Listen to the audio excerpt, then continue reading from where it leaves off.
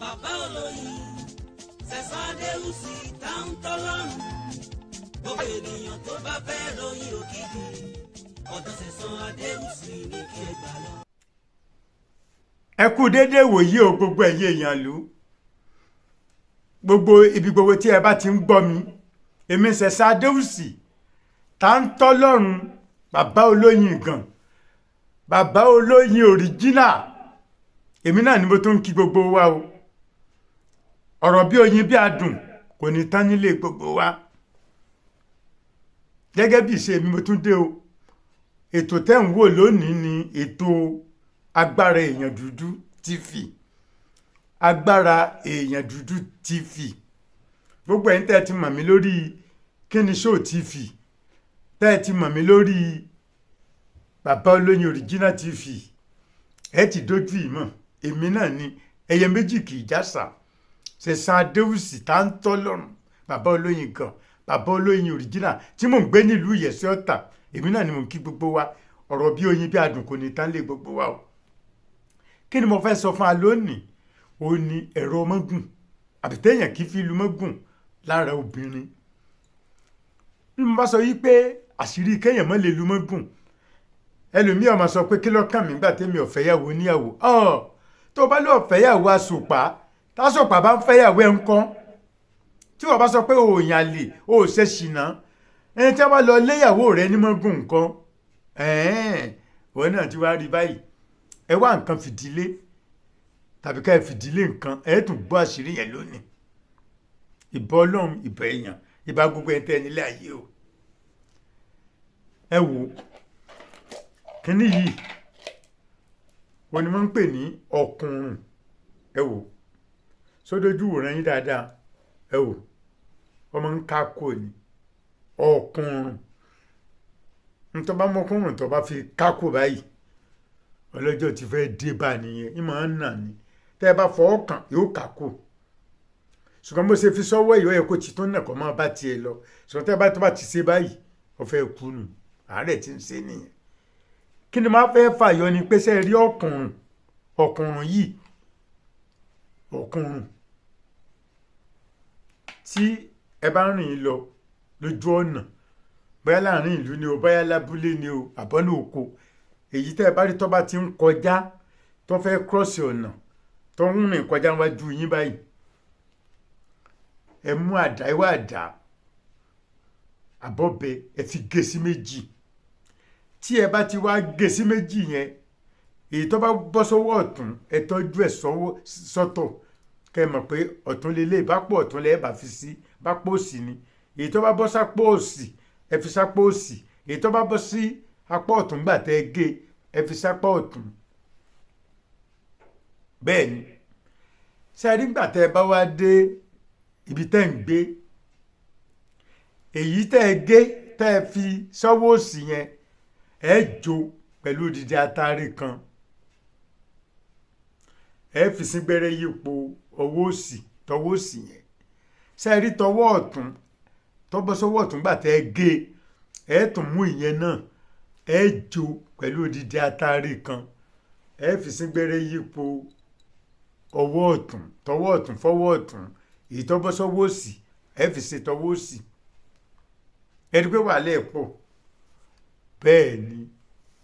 nígbà bàbá wa lò tí wọ́n fi ń lo 80 tí wọ́n ń lo 100 years àṣírí wà ń bẹ̀ ẹ mọ̀ ọ́n 40 45 tí kàn kú àwọn tó ń di 80 85 yẹn àṣírí ń bẹ lọ́wọ́ ọmọ tí wọ́n ń lò yes tẹ́ ẹ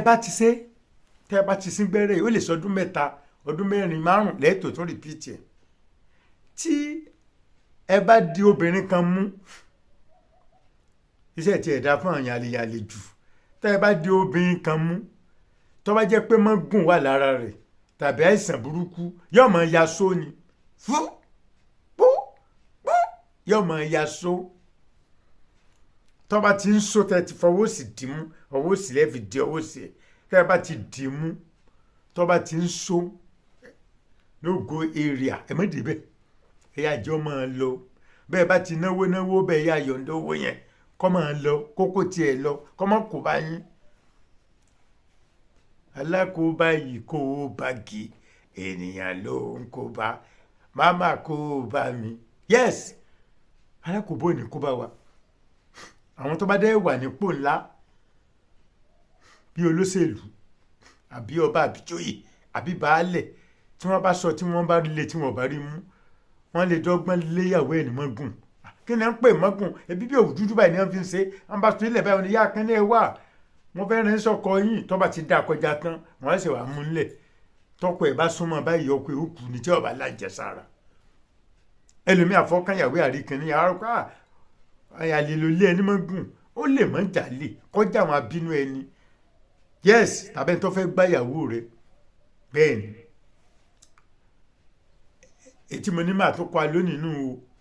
ẹ fi sọ́wọ́ òsì ẹ mọ́ bá a fi jẹun ẹ mọ́ gbàgbé o mo ṣe ìwé o èmi ni mo ṣe ìwé Africa is my fatherland Africa is my fatherland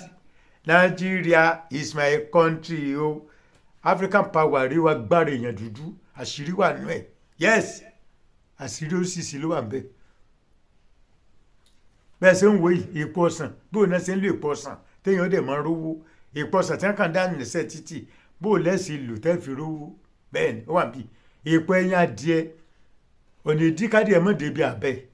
bẹ́ẹ̀ ṣe lè lo èpo ẹyin adìẹ tádìẹ bá pamọ́ tán tẹ́ ẹ̀ mọ̀ ń dé èpo ẹ̀ nù ẹ̀ mọ̀ dànù mọ́ o bẹ́ẹ̀ ṣe lè lò wà nù ìwé yẹn. Eléyìí ní African Power Party 2 wọ́n tó ń wá wọ́rò fún ṣọ́ọ̀ṣì. Yes,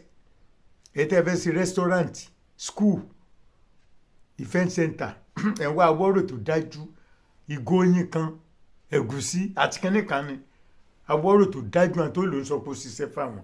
Yes, o fẹ́ lò fún school ni àbọ̀ fẹ́ lò fún lè túra ẹ̀ ó ní awọ́rò tó dájú ó ń bẹ nínú ìwé yìí. Èmi náà ni mo ṣe honey as a medicine ìwòsàn lóyin èyí tẹ́ ẹ bá ti ra 50 ìwòsàn tí ń bẹ nínú oyin rí 50 ìwòsàn tí ń bẹ nínú oyin mo wá tún fi 20 sí i wọ́n wá jẹ́ 70 ìwòsàn tó yín ṣe orúkọ tí wọ́n ń jẹ́ nìsín ni honey as a medicine ìwúlò ìwé ìwúlò yín. Kí n tó máa lọ ẹ má gbàgbé o ọṣẹ olómi gbóná èmi ń ta o láti mú ẹran kórìíra kúrò lára èèyàn. Ó yẹ kó o gba promotion ọ̀gbá nígbà kórìíra wà lára wọn ọ̀ràn lọ training ọ̀lọ́kọ́sì ẹ tí ọ̀lọ́kọ́sì tí ò ṣe training ò lè ní promotion ẹ má jà á tanra wa. Yes, ọṣẹ olómi gbóná rè láti wẹ ìkórìíra kúrò lára gbogbo promise and faith ogun lé bàbá ogun lé ìyá ogun lé àná omi gbóná ni wọ́n fi ń wẹ̀ dànù wà lẹ́tàlẹ́ ẹ dúpẹ́ fọlọ́n gbọ́n tó rà ní ẹ ń dúpẹ́ eléyìí náà coconut perfume àdé àgbọn la fi ṣe ojú lásán lẹ́ẹ̀ fi máa pa àfi tí wọ́n bá náwó mọ́ lò ní rówó wọ́n máa ń rówó ni. Yes, àdé àgbọn la fi ṣe ó léwé rẹ́rìn kó mi nú. Yes, rẹ́rìn kó mi ló ní ẹ rẹ́rìn sí mi ó léwé òwú akẹsẹ òwú kì í là kínú bólóko òwú ìlà kínú bólóko ewé òwú akẹsẹ wà ní ta fi ṣiṣẹ́ yìí. Yes, òrìrè o ọmọdé rí mi ẹyọ mọ́ mi ẹ̀rín lágbára tó máa ń rin kodò lọ́nà bọ́mọdé bá rí ẹyẹ ó máa ń yọ̀ mẹ́yẹ ni bágbà bá rí ẹyẹ ó máa ń yọ̀ mẹ́yẹ ni. Yes, ṣẹ̀ṣẹ̀ṣẹ̀ lọ́mọdé yọ̀ mẹ́yẹ bẹ́ẹ̀ rí mi ẹyọ mọ́ mi ṣẹ̀ṣẹ̀ṣẹ̀ lọ́mọdé yọ̀ mẹ́yẹ ẹ wò. Yes, ó wà níbí à ń ta o ẹ bá béèrè fún ẹ rí ẹ máa bọ̀ ní bàbá olóyin bus stop Ìyẹ̀sí Ọ̀tà bàbá olóyin bus stop Ìyẹ̀sí Ọ̀tà tẹlifóònù nọ́mbà mi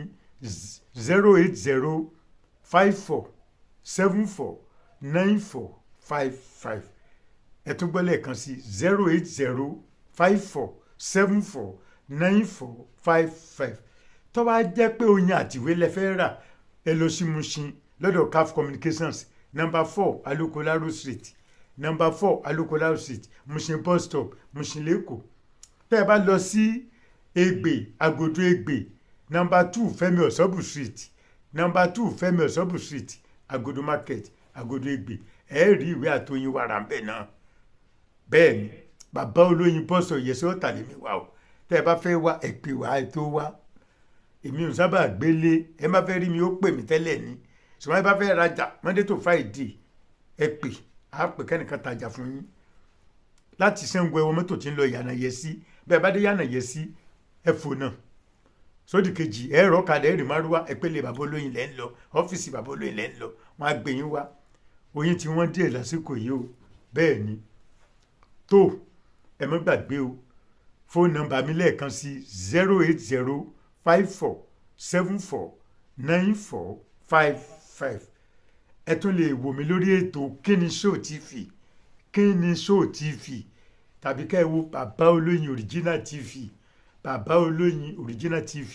tẹ bá dẹ̀ wo program ọmọ mi kan Mr. Lashman Comedy Adéwùsì mo máa ń wà bẹ́ẹ̀ náà Mr. Lashman Comedy Adéwùsì ẹ rí mi bẹ́ẹ̀ ẹ bá mi pàdé mo máa ń post àwọn sẹ́bẹ̀ náà títí dìgbà míì tẹ́ẹ̀tún máa gbọ́ mi ọ̀rọ̀ bí oyin bí adùn kò ní tán nílé gbogbo wa láyọ̀ o. bàbá olóyin Sẹ̀san Adéwùsì táwọn tọ́lọ́run gbogbo ènìyàn tó bá fẹ́ ròyìn òkìkí ọ̀dọ̀ Sẹ̀san Adéwùsì ní kí ẹ gbà lọ.